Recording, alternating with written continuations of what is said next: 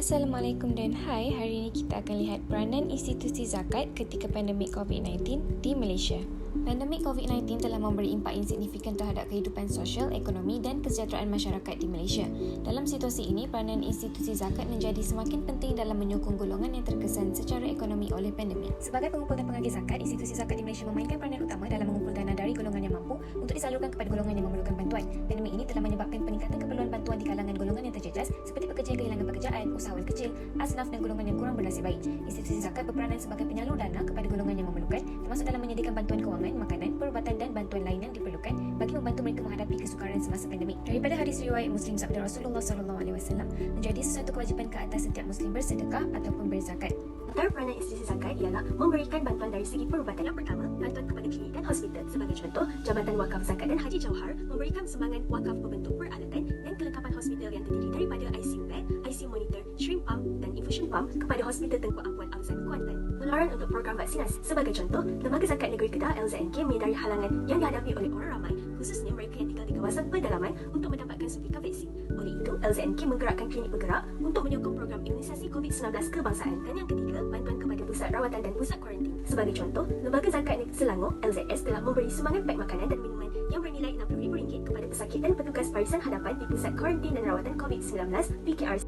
Peranan institusi zakat ketika COVID-19 yang seterusnya adalah terlibat dalam projek bantuan makanan. Peranan bantuan makanan terutamanya semasa krisis seperti pandemik COVID-19 adalah penting dalam menyediakan sokongan kepada golongan yang menghadapi kesukaran kewangan.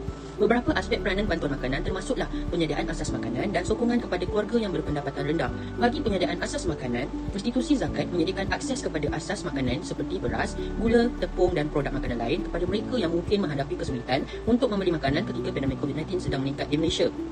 Seterusnya, bagi sokongan kepada golongan yang berpendapatan rendah, keluarga yang terkesan secara ekonomi dapat menerima bantuan makanan sebagai sokongan tambahan. Ini membantu mereka memenuhi keperluan harian dan memastikan kelangsungan makanan untuk ahli keluarga ketika wabak COVID-19 sedang berleluasa. Peranan institusi zakat yang ketiga ialah memberikan sokongan psikososial. Institusi zakat telah menyediakan 3 program berbentuk sokongan psikososial kepada masyarakat yang terjejas akibat pandemik COVID-19 seperti program kaunseling, program pendidikan kanak-kanak dan program kerohanian. Institusi zakat telah menyediakan program kaunseling untuk membantu asnaf mengatasi tekanan psikologis akibat pandemik yang kehilangan pekerjaan, kesepian dan ketidakpastian. Seterusnya, program pendidikan kanak-kanak. Institusi zakat membantu anak-anak asnaf yang terjejas dalam pembelajaran akibat pandemik seperti menyediakan bantuan internet, peralatan belajar dan bimbingan belajar. Program yang ketiga ialah program kerohanian. Institusi zakat mengadakan program kerohanian untuk meningkatkan ketahanan mental dan rohani asnaf serta memberikan mereka ketenangan di saat mereka menghadapi masalah tekanan yang mereka tidak mampu untuk menyelesaikannya. Pandemik COVID-19 telah memberi kesan kepada semua pihak, baik manusia maupun industri. Banyak sektor terjejas teruk. Hal ini telah menyebabkan lahirnya kemiskinan baru. Kemiskinan yang tidak terkawal boleh mencetuskan pelbagai implikasi sosial. Ia menjadi pemacu kepada jenayah kekerasan, ragut, rompakan, malah tidak mustahil berlakunya rusuhan dan kekacauan. Jadi, peranan zakat adalah untuk membantu pemerintah secara tidak langsung agar kekacauan berkenaan tidak berlaku. Dalam konteks ini, zakat berperanan aktif berpandukan 3 tahap keperluan manusia iaitu daruriyah, asasi, hajiyah, kemudahan dan kelapangan dan tahsiniyah, kesempurnaan. Zakat berperanan untuk memastikan umat Islam yang terjejas dengan pandemik ini mendapat hak mereka, paling minimum pada tahap yang paling asas iaitu daruriyah. Malah dengan menjaga keperluan daruriyah ini juga bererti zakat memastikan pelaksanaan maqasid syariat turut dipatuhi. Oleh itu, peranan zakat pada pandemik COVID-19 sangat penting.